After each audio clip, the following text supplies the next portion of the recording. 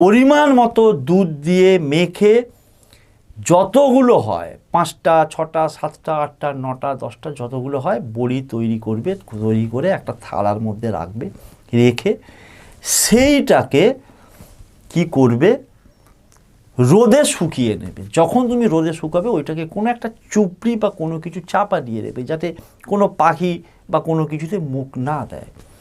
সুন্দর করে বড়িগুলো শুকিয়ে গেল। শুকিয়ে যাবার পর সেইগুলোকে কোনো একটা কৌটোর মধ্যে হোক বা কোনো একটা পাত্রের মধ্যে হোক রেখে দাও। এই যে বড়িটা তৈরি করলে এটার নাম হচ্ছে মোহন বটিকা। অর্থাৎ আমরা শুদ্ধভাবে বড়ি বা ট্যাবলেট যেটাকে বলি সেটাকে শুদ্ধ ভাষায় বলে বটিকা। এইটার নাম হচ্ছে মোহন বটিকা।